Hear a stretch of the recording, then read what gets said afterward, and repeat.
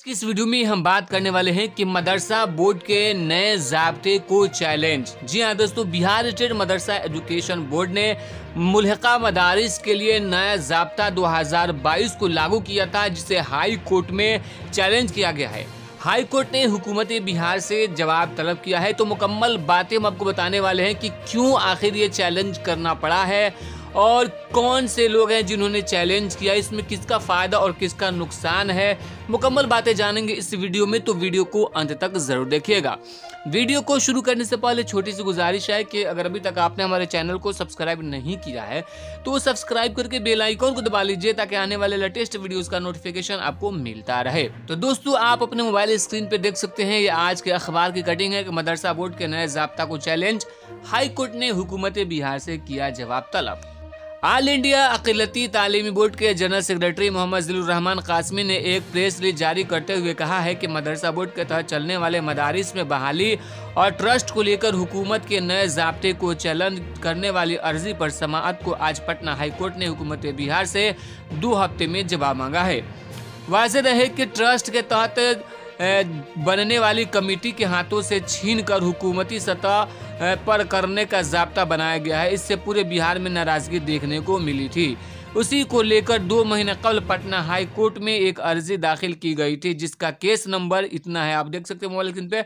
इस पर high court ने आज समाअत की, जिसमें ऑल इंडिया अक़लियती तालीमी बोर्ड के जनरल सेक्रेटरी मोहम्मद ज़िल्लुर रहमान क़ासमी की तरफ से Sanjay Kumar Mishra advocate Patna high court ने अपनी बात रखी, जिस पर समाअत करते हुए हाई कोर्ट ने हुकूमत बिहार को जवाब देने के लिए 2 हफ्ते का वक्त दिया है। इस मामले पर ऑल इंडिया अक़लियती तालीमी बोर्ड के जनरल सेक्रेटरी मुफ्ती मोहम्मद ज़िल्लुर रहमान क़ासमी ने कहा कि 1981 में बहाली और कमेटी के इख्तियारात और उसकी तश्कील को लेकर ज़ाब्ता बनाया गया था। उसे आसानी से चलाने के लिए एक कायदे की ज़रूरत थी। उसके पेश नज़र सुप्रीम कोर्ट और हाई कोर्ट पटना ने बिहार हुकूमत के महकमा तालीम की तरफ से 9/4/2022 को नोटिफिकेशन जारी किए गए हैं, जिसमें टीचिंग और नॉन टीचिंग स्टाफ की तकर्री और सर्विस कंडीशनर्स के बारे में नोटिफिकेशन नंबर 395 मुतल्लक किया गया है।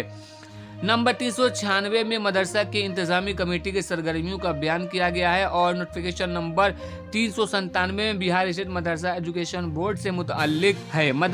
मंदरजबाला नोटिफिकेशन से मालूम होता है कि यह मदरसा एजुकेशन बोर्ड एक्ट के मुताबिक नहीं है। ये नोटिफिकेशन कुछ नुकात पर मुबहम है। आर्टिकल 29 और 30 अक़लियतियों की मुफादात की तहफ़्फ़ुज़ की ज़मानत देते हुए तालीमी इदारों और आसानी से चलने का गारंटी फराहम करते हैं, लेकिन इन तीनों नोटिफिकेशन के जरिए अक़लियती मफाद की हुकूमत और मदरसा एजुकेशन बोर्ड के मामलात में मुदाखलत को फ़रोग़ दिया जा रहा है।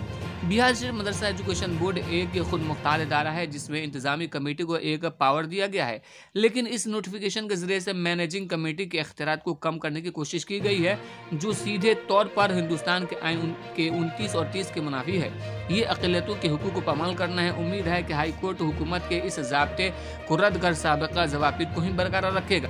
तो दोस्तों, यहाँ पे कहा यह गया है कि जो कमेटी के इख्तियारात थे टीचिंग और नॉन टीचिंग स्टाफ की बहाली करने का, तो इसको मांग किया गया है कि रद्द किया जाए। हालांकि आखिर ये हुकूमत बिहार ने ऐसा कदम क्यों उठाया और नई नियमावली 2022 बनाने की क्यों जरूरत पड़ी? क्योंकि इसकी सबसे बड़ी वजह थी कि बिहार के मदारिस में टीचिंग और नॉन टीचिंग स्टाफ की बहाली में सबसे बड़ा धांधली घोटाला।